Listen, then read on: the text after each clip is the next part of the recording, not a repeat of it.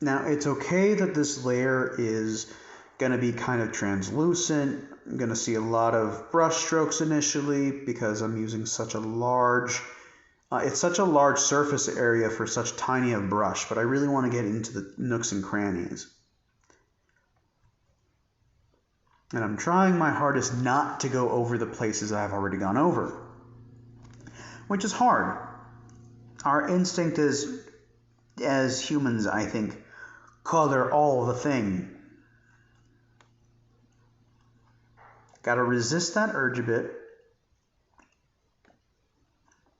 and really try to get in there nice and evenly with my strokes. I should load up my brush a bit more so that I don't have to go to my wet palette as much either. Got a little bit on the tail there. Shit. Like I said, I'm very sloppy. I'm not as refined as a lot of other miniature painters who have years of experience. And it's not that I don't have years of experience. I do actually. I have my own set of methods that a lot of bad behaviors and sort of habits that I'm trying to break, especially because I'm technically performing while I'm doing this. So I want to put my best foot forward and show that I am fully capable of handling a brush. Failing at it, as you'll see later when I actually show you. Because compared to how the airbrush made these look, this is going to look a little bit like ass. Don't worry about it. Don't worry about it. I'll show you what I mean. It looks really patchy in places. You can't really see right now, but it does. Take my word for it. But I'm not going to obsess. I'm not going to get worried about it. I'm just going to keep my brush strokes as even as possible. And I'm really focusing on that control, really focusing on keeping myself in check here. It's not the paint's fault. It's not the brush's fault. I have to be in control of those brush strokes. Carefully moving the pigment where I want it to be and trusting that it will cover what I want it to the way I want it to. Because right now my paint is a very nice consistency. You can still see a little bit of the white underneath. Just enough to make it pop, but not enough to obscure it.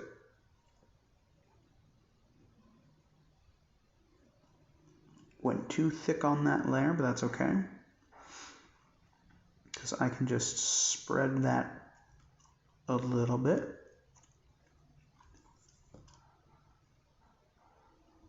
Being real careful not to, because I don't have as steady a hand as some other people.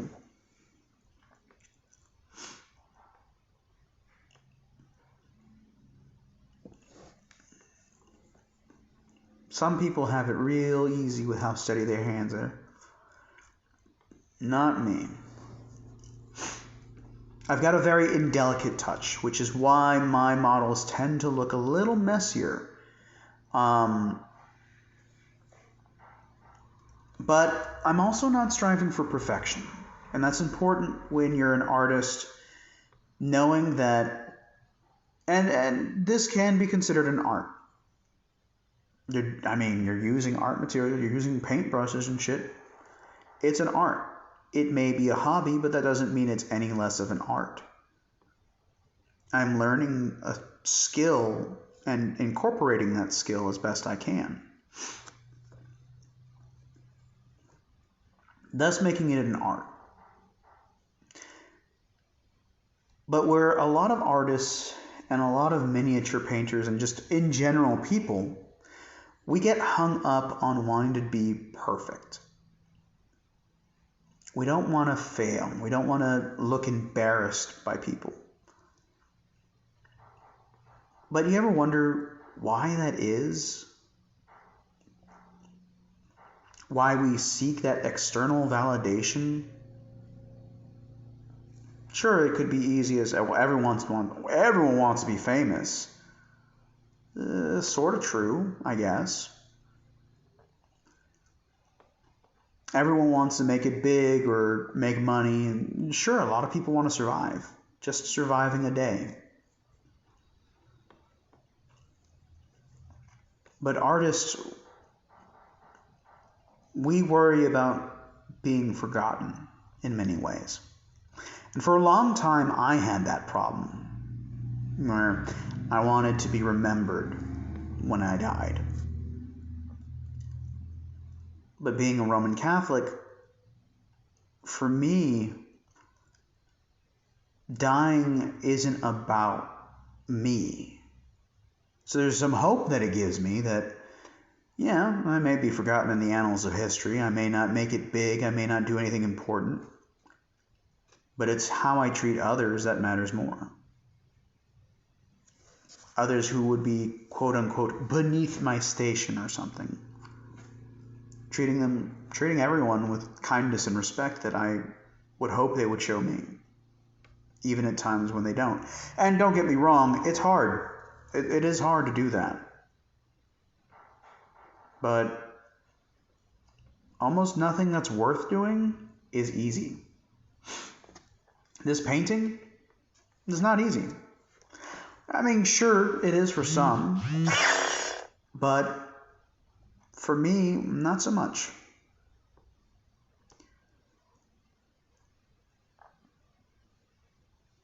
Now, one of the things that I want to bring up is that I am a licensed practicing counselor. I am an LPC in the state of Texas. Associate, mind you. But in these quiet moments when I'm literally just on my own painting, I like the idea of having a philosophical, deep discussion, or just kind of getting into things that no one really talks about, like the idea of perfectionism and how it affects us, and how when we strive to be perfect in what we do, we hate everything that we do. And sometimes it's just as easy as, oh, well, there's thousands of people who like your thing, but that one guy, that one person just comes into your life and says, I've seen better. Ruins your whole fucking week. But why? Why that one comment? Why that one guy? We've heard the idea that you can't please everyone all the time, but we don't take it to heart all the time. We don't really sit with that idea and understand that, no, human beings in general are just unhappy bunch sometimes. That does not mean that we owe the people who are unhappy with what we do anything. Again, for example, I'm doing the stream because it's late at night. I'm sure there's no one watching, but it doesn't matter if no one's watching. It doesn't matter if no one's listening. I'm doing it because it's two things I like. I like painting, and I like philosophizing.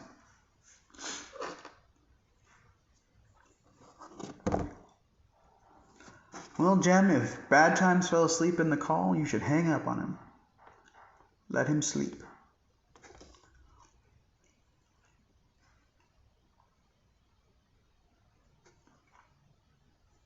Now, it's also something important to, and again, switching gears so quickly, let your layers dry. Because even though initially it might look more splotchy and everything, sometimes that works out to your favor. Sometimes those brushstrokes make it look a little bit more textured, make it look like a painting.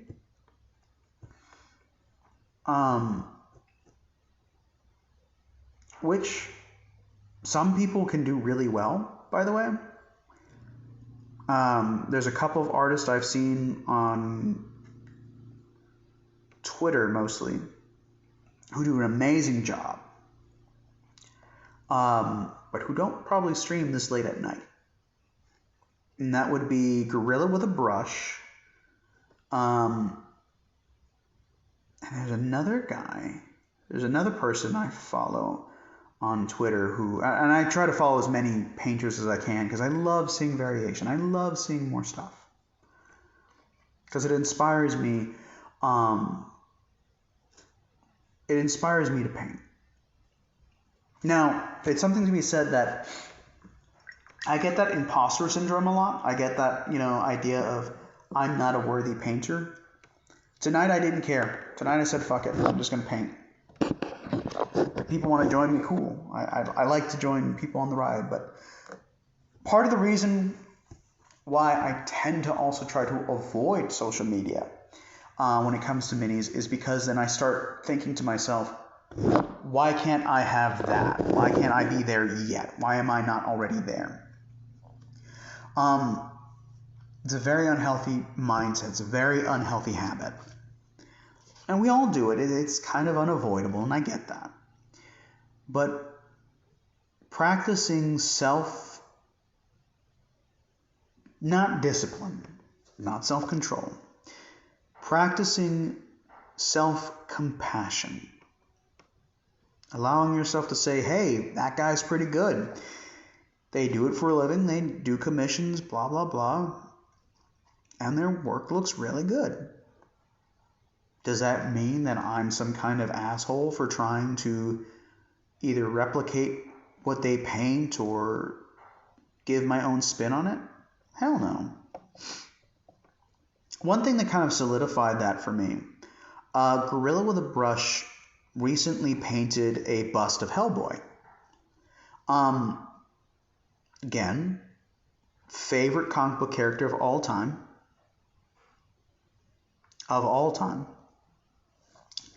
Because of what he means to me.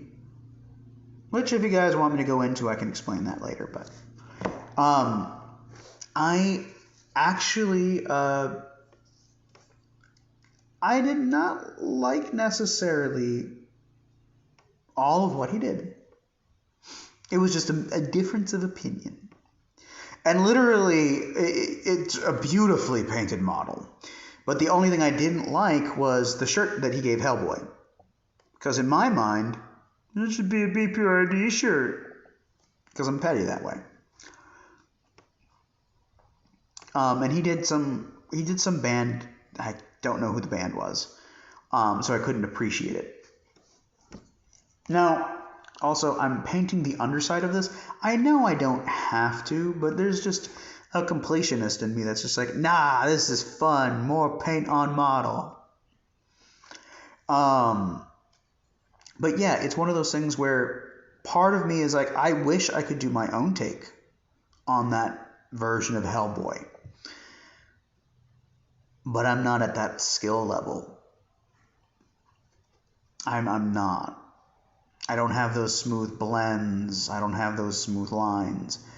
But that's okay. That's the thing. Like, I'm not actually shitting on myself, even though it may sound that way. What I'm doing is I'm explaining that I might have a different skill level, but I also have a different style. I will never be able to do fully realistic stuff, but I can at least make really interesting color schemes that even if I don't pull them off all that well, I still tried. I still tried something different. And I learned something every time. I painted a model once using nothing but shades and washes. And it was an interesting experiment. I realized, not my thing, but it was a really fun experiment. And knowing that there are so many different ways you can experiment with how we paint, it's kind of nice. Because it's very rewarding, it's very freeing, and we don't have to stay stuck in the same methods. Because if we get stuck in the same methods, we don't get any better. We don't improve. It's actually part of the reason why I decided, you know what, let me buy the airbrush. I've never done it before. And as you can see, I've done quite competently, admittedly. Is it perfect? No. But I'm not going for perfect. I just want to be able to put paint on a mini. And even to that end, there are great artists who do this specifically, they know all the science, they know. And it makes me realize that there really are different skill levels. It's kind of the difference between anyone playing chess on a regular basis,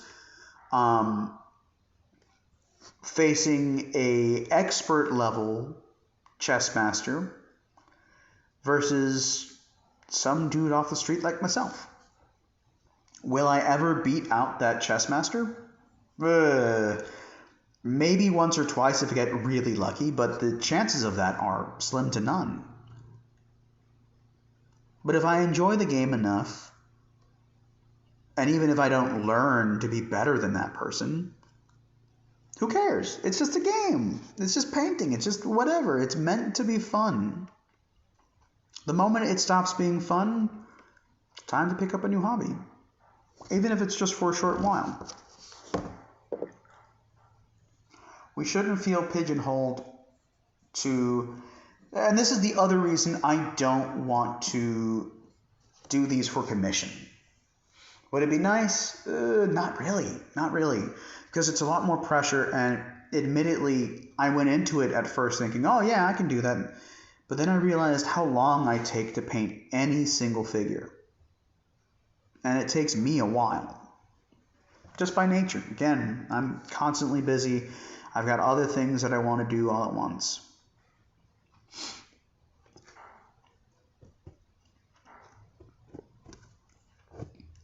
But the other part of that too, and I completely lost my train of thought here.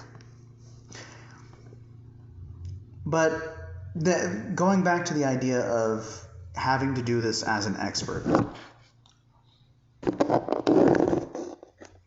would it be nice to become an expert level painter? Hell yeah. Do I see myself achieving that? No. I'm not a master at any of my crafts, any of my trades.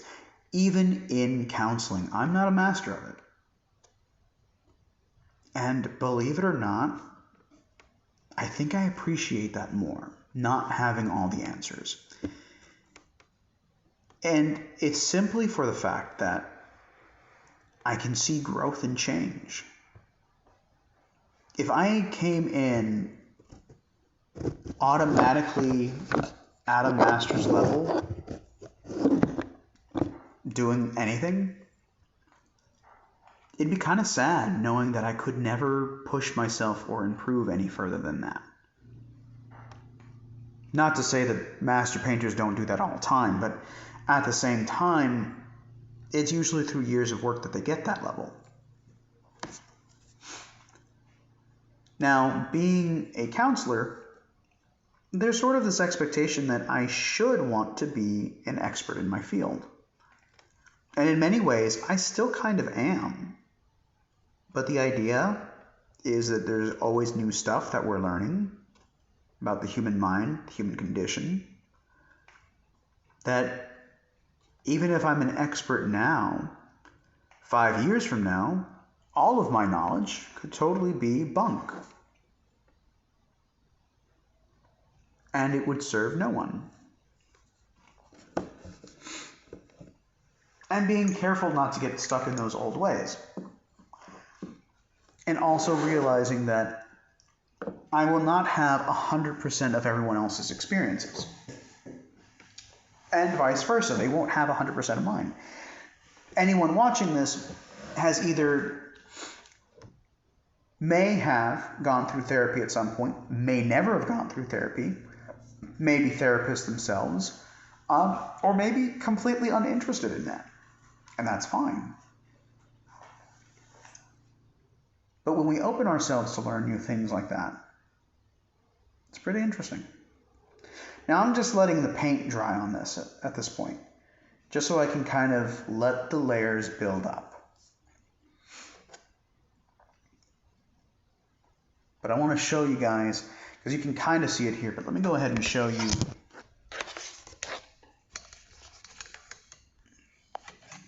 how that's looking.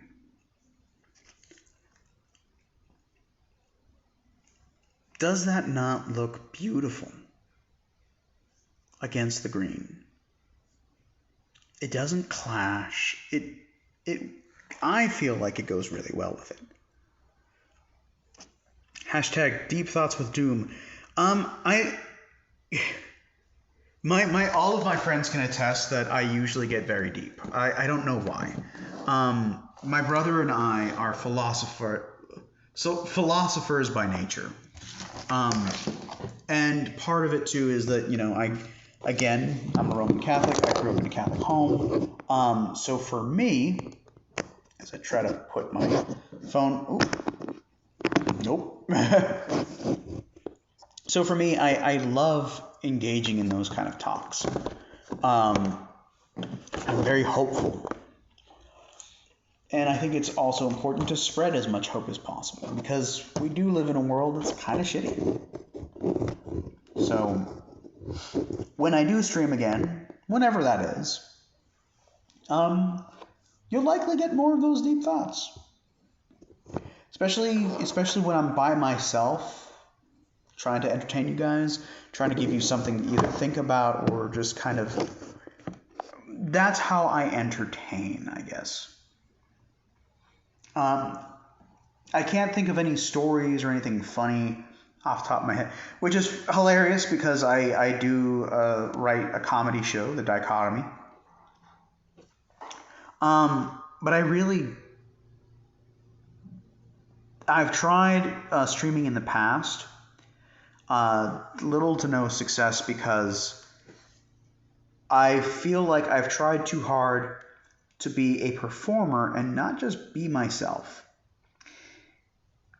Whereas when I'm painting, I feel like I'm most honest when I'm painting and when I'm doing therapy. And when I'm spending time with my wife. Or when I'm praying to God. Or when I'm doing any... I am by nature a more honest guy.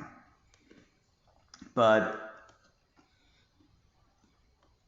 it's truly in those moments that it's nice to be more open about these things.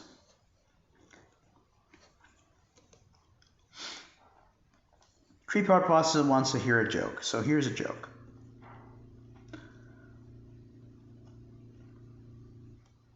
Libertarianism. Now that's a joke for me because I'm such a leftist. Imagine a Roman Catholic who's an absolute leftist. That's the joke. It's true, but it's the joke.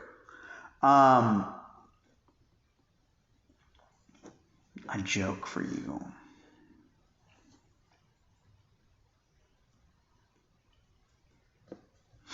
Man walks into a bar, says, ow. Guy next to him says, why the hell didn't you duck?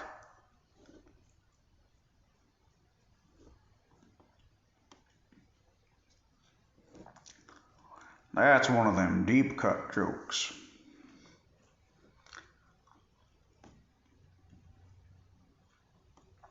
Also, in case you didn't know, yes, I am an aspiring voice actor. By which I mean I like to voice act, but I don't audition anywhere near enough, and I am wholly expecting someone to pick up on my talent and go, that man is going to go places, but not actually do any of the work. I will fully admit that, by the way. I know I'm lazy. I have again a lot of talent. I have a lot of talents and skills, but like I don't usually have enough time to actually act on them. But dish. I usually spend most of my time just kind of engaging in hobbies. I'm a man who lives for his hobbies. I don't do anything extra. Creepart asked for me to put her in podcast. Eventually we will. The podcast, like, here's the thing. I have scripted most of season 2. I'm working on the finale right now. I'm letting this dry, by the way. I'm working on season 2. I already have season 3 and 4 sort of mapped out in my head. There will be roles. I just don't know how long it will take for us to produce everything. And that's the only thing. That's really all it is. Now, I love this blue. I love how it goes with the green. Now comes the question of what color should I make that sash around her? Should I make that leather? Or should I do a different color? I'm also getting a little ahead of myself, because there's some things I can do here without getting to it, including putting highlights in, putting shadows. It's not that I don't know what you can do, Jim. I know what you can do. Again, we're still having to produce the episodes.